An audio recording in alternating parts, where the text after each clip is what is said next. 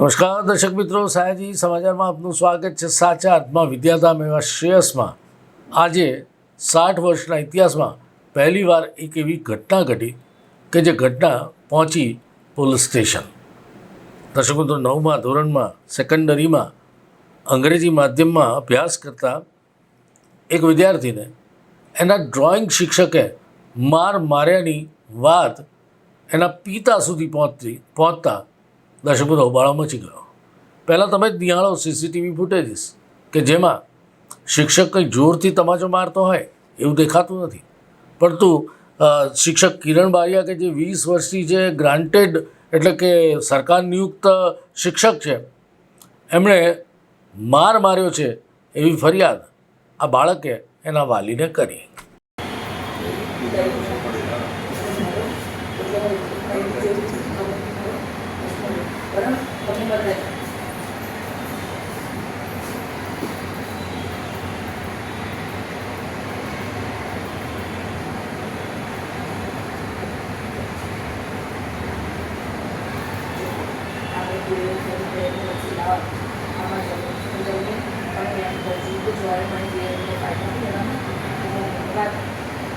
જે વખત ચેક કરાવડાવું છું એના ફોર્મની અંદર, તો એમાં તમે એમાં ગલતી હોય અને આ ઉદઘાટન ના હોય બરાબર.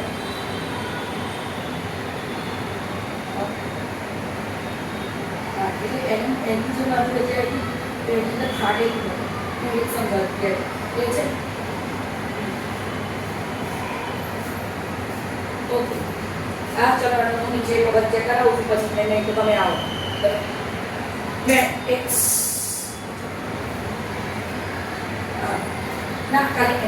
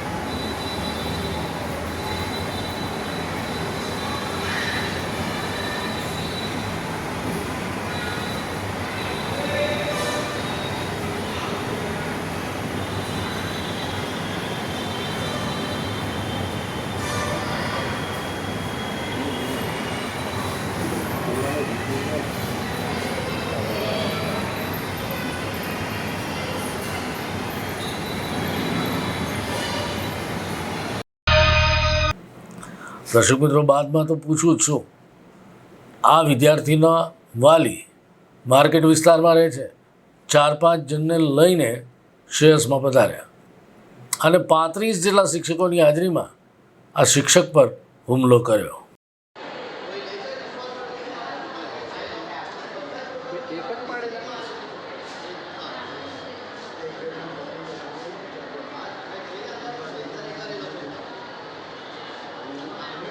એનો આમ ખેંચી લાવવાનું તો સાલા આ બધા આવી ગયા ને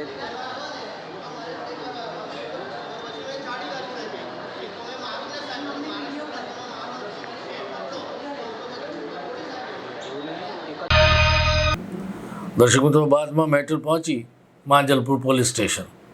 એક તરફ શિક્ષકોએ પણ ફરિયાદ આપી અને બીજી બાજુ દર્શક મિત્રો વાલીએ પણ શિક્ષક વિરુદ્ધ આપી ફરિયાદ.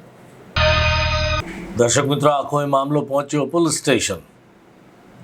જે બાળકને કિરણ નામના શિક્ષકે માર્યાની ફરિયાદ, એ 9મા ધોરણના વિદ્યાર્થી સમર્થનું શું કહેવું છે સાંભળો.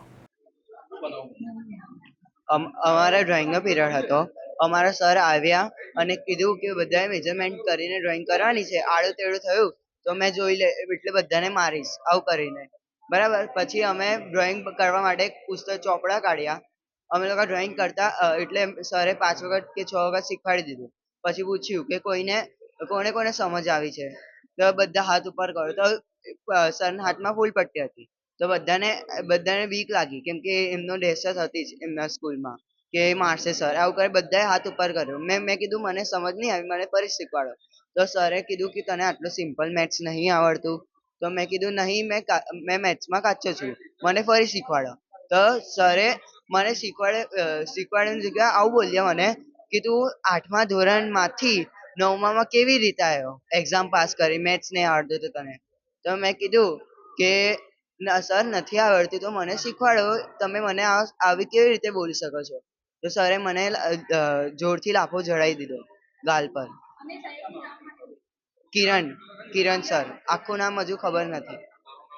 મારું નામ સમર સંતોષ પાર્ટે. હા, પોલીસ સ્ટેશન. દર્શક મિત્રો, સામે પક્ષે જે શિક્ષક પર આરોપ છે, જે 20 વર્ષથી આ સ્કૂલમાં ભણાવે છે, એવા કિરણભાઈએ શું કહ્યું એ પણ સાંભળો. શું ઘટના બની? ઘટના કંઈ બની જ નથી, એનું ઇસ્યુ બનાવવામાં આવ્યું છે. એટલે થયું તું શું? ક્લાસમાં બધા છોકરાને સમજાવ્યા પછી 10 વાર સમજાવ્યા પછી એક રાઉન્ડમાં હતો ત્યારે એણે એ છોકરાએ કોઈ કામ કર્યું નહોતું, ખાલી સર્કલ બનાવવાનું હતું. બરાબર છે. એટલે મેં એમને કીધું કે રેડિયસ લેતા નથી આવડતું, રેડિયસ લઈને સર્કલ બનાવો. તો મેં કીધું તને હું કેટલા વાર શીખવાડ્યું? તો કે 10 વાર. તો મેં કીધું હવે શું કરું? તો કે 20 વાર શીખવાડો. એટલે એનું મિસબિહેવ થોડું હતું. એટલે એને મેં પ્યારથી સમજાવ્યો, પણ એના વર્તણૂકમાં કોઈ ફેરફાર દેખાયો નહીં. એટલે એમના વાલીને મેં ફોન કરીને બોલાયા. વાલી આવ્યા એટલે ડાયરેક્ટ આવીને સ્ટાફ રૂમમાં એટેક માર્યો. બસ, બીજી એ સિવાયની કોઈ ઘટના થઈ નથી. આ બધું જ આ જે ઘટના છે સીસી ફૂટેજમાં સાચું દેખાય છે કે ક્લાસરૂમમાં બી ભણાવે તે બી દેખાય છે અને સ્ટાફ રૂમમાં આવીને એમણે મારા ઉપર હુમલો કર્યો તે દેખાય છે. વિદ્યાર્થીનો આક્ષેપ છે કે સરે મને માર્યો. પણ એ તમે આક્ષેપ કરતા ફૂટેજ જોઈ લો ને, કે આક્ષેપ તો કરે, વાલી બાળકમાં પ્રેમમાં વહી જાય એટલે થાય એવું. તમે ફૂટેજ જુઓ એટલે તમને ખબર પડશે કે શિક્ષક એને મારી રહ્યો, સમજાવી રહ્યો છે, શું કરી રહ્યો છે. મારવું કોને કહેવાય એ 2 ફૂટેજ જોજો કે શિક્ષક સ્ટાફ રૂમમાં છે એ અને વિદ્યાર્થીઓના એના ફાધરે જે હુમલો કર્યો એને કહેવાય માર્યો, લાફો માર્યો કહેવાય. જ્યારે ક્લાસરૂમનો વિડીયો જોશો તમે તો એમાં લાફો મારવાનો એક્શન દેખાશે તમને કે કેવી રીતે છે. આપનું આખું નામ? કિરણસિંહ. અને તમે કયા સબ્જેક્ટના ટીચર? ચિત્રકાર. અને દર્શક મિત્રો, સમર્થના માતાએ, વાલીએ આ આખી ઘટના અંગે શું કહ્યું એ પણ સાંભળો. હું સમર્થની મમ્મી બોલું છું. મને સ્કૂલમાંથી ફોન આવ્યો અને સ્કૂલમાંથી મને ફોન આવ્યો ને હું કીધું કે તમારા છોકરાને મેં લાફો જડી દીધો છે, એટલે તમે મને સ્કૂલમાં મળવા આવો. તો મેં શું થયું, તમે કેમ લાફો જડી દીધો છે, એ કશું કર્યું છે સર? તો કે એ કશું જ કર્યું નથી, ખાલી સામો થાય છે એટલે તમે ખાલી મળવા આવો. તો મેં કશો વાંધો નથી, તો હું આવું છું. એવું હું ગઈ અને મેં સાંભળેલું જ કે લાફો માર્યો છે એટલે મારે તો નહોતી જ ઠેકાણો કે મારા છોકરા એવું કશું કર્યું જ નથી તો લાફો શાનો. એટલે પછી મેં મારા મિસ્ટર સ્કૂલમાં ગયા અને ત્યાં પહેલાં છોકરાઓનું આવેદન લીધું. રિસેસ ચાલતી હતી, બધા બીજા છોકરાઓ વાતો કરતા હતા કે સમરને આજે ખોટી પડી છે, સમરને આજે ખોટી પડી છે. તો મેં સાંભળીને મેં છોકરાને પૂછ્યું કે શું થયું છે બેટા, કેમ પડી સમરને? તો કે આંટી એમને બહુ જોરથી માર્યો, એનો વાંક પણ નહોતો. હવે એટલું સાંભળીને પછી કોઈ બી મા બાપને શું થાય કે મારા છોકરાનો વાંક પણ નહોતો અને પછી મને મારા છોકરાને એવું રીતે મારીને પછી અમને બોલાવે છે. એટલે અમે પણ મારા મિસ્ટરને ગયા અને ત્યાં એમને સાચું જ કહું છું, એમને લાફો મારી દીધો સરને. અને ત્યાં જ પછી 4-5 સર જણાએ મળીને મારા હસબન્ડને માર માર્યો છે અને એમને બધા જણ લટકી પડ્યા અને બાયનું બંધ કરી દીધું એ સ્ટાફ રૂમનું. હા, આજે હું ફરિયાદ કરવા આવી છું. મને ડાયરેક્ટ જ બોલાયા ને ત્યાં તો મેં નીચે કેબિન એમાં પૂછ્યું ને ઓફિસમાં તો બધી એ લોકો એવું કીધું કે સ્કૂલ તમે ઉપર જાઓ, સરે બોલાય છે ને સરને મળી લો સ્ટાફ રૂમમાં. એટલે અમે ડાયરેક્ટ સ્ટાફ રૂમમાં જ ગયા. મારું પ્રીતિ સંતોષ પાટેલ. અને દર્શક મિત્રો, વર્ષોથી જે શાળાનું નામ એક સાચા અર્થના વિદ્યાધામ તરીકે જાણીતું છે, એના ટ્રસ્ટી સંચાલક પંકજ જાનીએ શું કહ્યું એ પણ સાંભળો. હવે એવું છે ને, ગવર્મેન્ટ ગ્રાન્ટેડ સ્કૂલનો આ શિક્ષક છે એટલે જે પણ વ્યવહાર કે જે પણ કંઈ વ્યવસ્થાનો ભાગ છે એના આચાર્યએ કરવો પડે ને એ આચાર્ય પછી અમને મોકલે. હા, આચાર્ય એનો ડીઓને રિપોર્ટ આપવો જ પડે.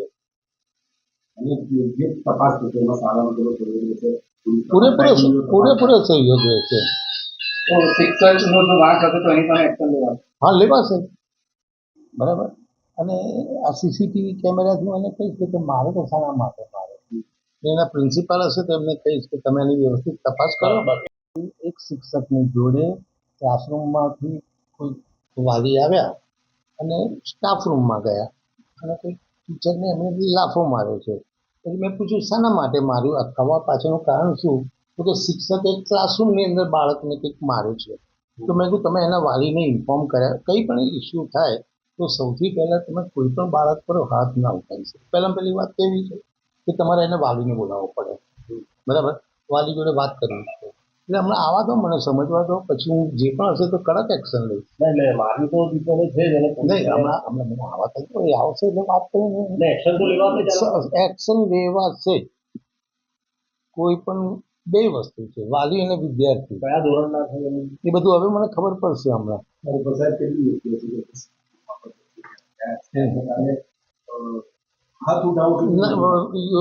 વાલી એટલે વિદ્યાર્થી પર તમારે કોર્પસ પનિશમેન્ટ એટલે ક્યારે મરાય નહીં.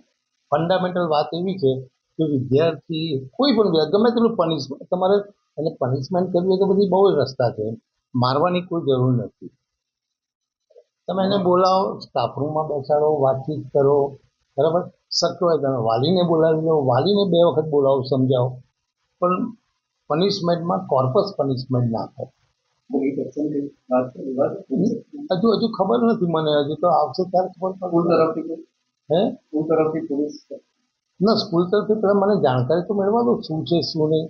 ને તે પહેલાં તો મારે એના પ્રિન્સિપાલને કહેવું પડે. હું તો સંચાલક તરીકે હું આવીને બેઠો છું એટલે હું તમારી જોડે વાત કરી શકું છું.